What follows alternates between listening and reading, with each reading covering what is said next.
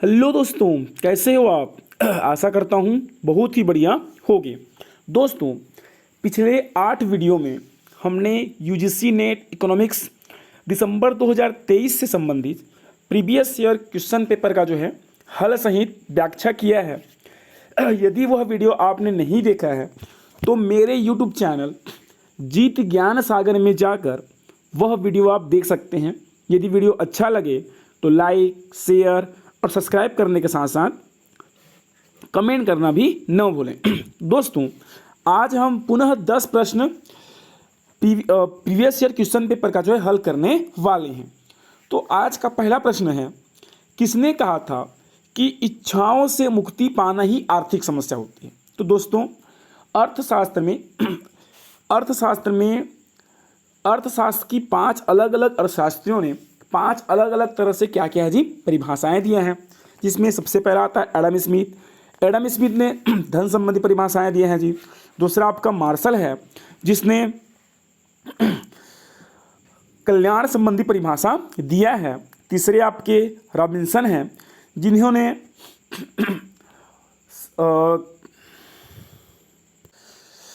Professor Robinson ने दुर्लभता सीमितता संबंधी परिभाषाएं दी हैं।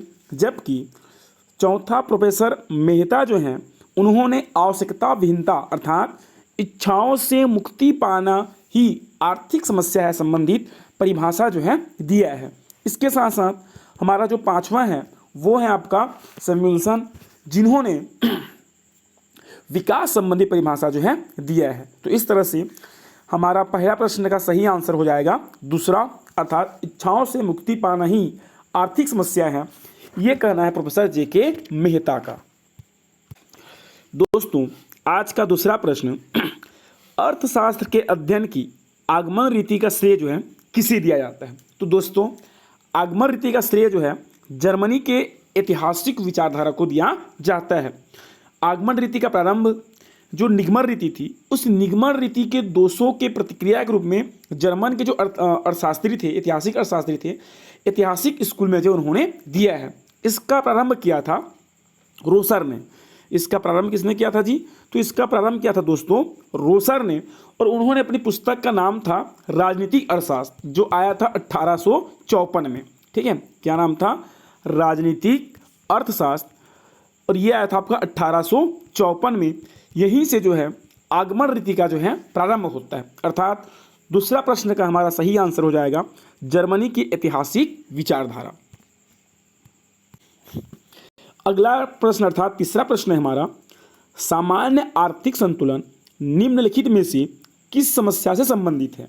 तो दोस्तों, इक्विलिब्रियम जो शब्द है वो हमारा नैतिक रूप से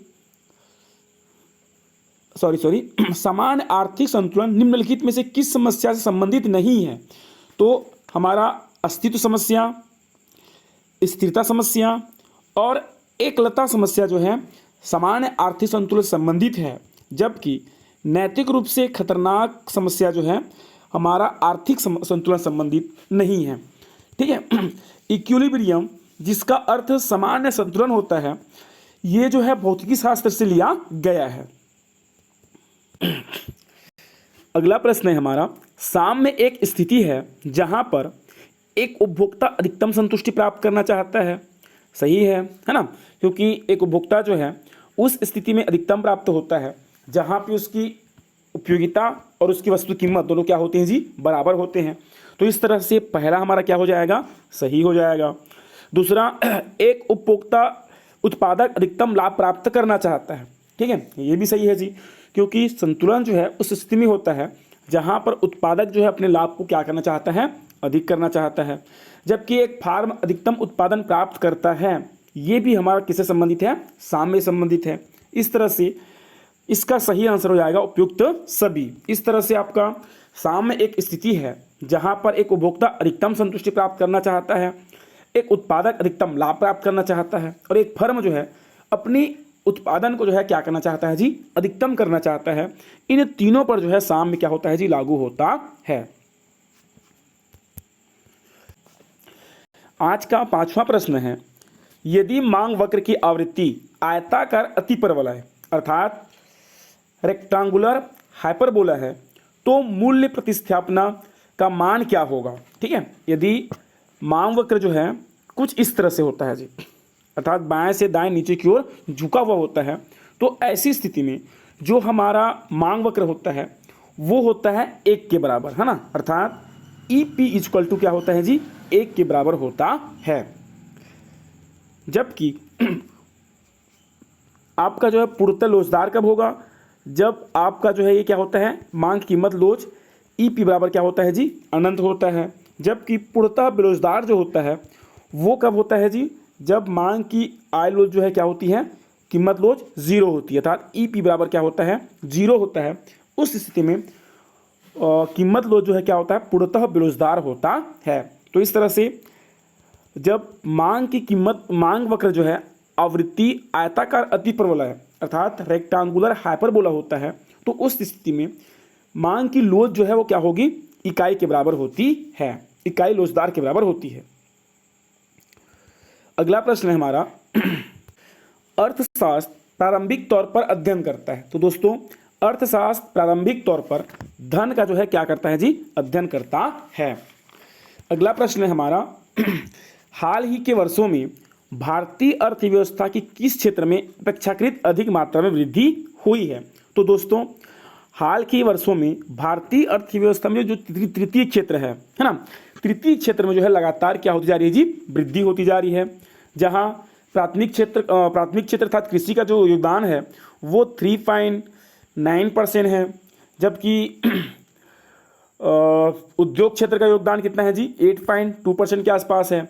जबकि आपका जो तृतीय क्षेत्र है उसका योगदान 9.2% के आसपास है। तो इस तरह से हमारा सही आंसर तृतीय क्षेत्र हो जाएगा। अगला प्रश्न है आर्थिक संतुलन में सेटरीज पेरिबस शब्द का प्रयोग जो है सूचित किया जाता है। तो दोस्तों सेटरीज पेरिबस का संबंध जो होता है वो होता है अन्य बातें समान रहने पर। ठीक है दोस्तों, अर्थात जब हम कहते हैं ना कि अन्य बातें समान रहने पर, अर्थात वस्तु का उपभोग निरंतर होनी चाहिए, उपभोग की इकाई या उसकी आकार जो है क्या होनी चाहिए जी, बराबर होनी चाहिए, वस्तु की इकाई कैसी होनी चाहिए, समरूप होनी चाहिए, स्थापन वस्तु की कीमत क्या होनी चाहिए जी, स्थिर होनी चाहिए। ठीक है, इसके साथ साथ उपभोक्ता की मानसिक दशा में कोई परिवर्तन नहीं होना चाहिए। तो ये सारी चीज़ें क्या कहलाती हैं, अन्य बातें समान रहना कहलाती है।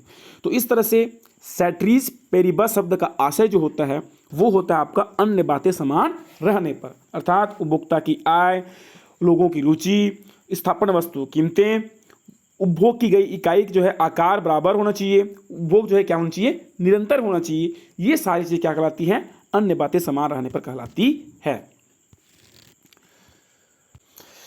आज का 9वां प्रश्न है हमारा वह प्रभावशीलता जिसके द्वारा उपलब्ध लाभप्रद बाजार अवसरों का पूर्ण विद्वान किया जाता है कहलाती है। तो इसका सही अर्थ है दोस्तों, सही अर्थ है उसका एक सक्षमता, अर्थात वह प्रभावशीलता जिसके द्वारा उपलब्ध लाभप्रद बाजार अवसरों का पूर्ण विद्वान किया जाता है उसे एक सक्षमता कहते हैं। आज का अंतिम और 10वां प्रश्न है निम्नलिखित में से कौन एक नीतिपरक अर्थशास्त्री नहीं है। तो दोस्तों नीतिपरक अर्थशास्त्री में पाल सैमुअल्सन आते हैं, मार्शल आता है, ठीक है, इसके साथ साथ एस.पी. पिगू भी क्या आते हैं जी, नीतिपरक अर्थशास्त्री में आते हैं। जबकि जे.एस. मिल जो हैं वे क्या नहीं है, नीतिपरक अर्थशास्त्री नहीं है। तो इस तरह से हमारा 10वां प्रश्न क्या हो जाएगा, जे.एस. मिल हो जाएगा। दोस्तों आज के लिए इतना ही। यदि आपको यूजीसी नेट से संबंधित प्रीवियस ईयर क्वेश्चन पेपर का जो है ऐसे ही हल प्राप्त करना चाहते हैं और इसके साथ साथ छत्तीसगढ़ के सामान्य ज्ञान प्राप्त करना चाहते हैं तो मेरे यूट्यूब चैनल जीत ज्ञान सागर के साथ जुड़े रहिए। धन्यवाद।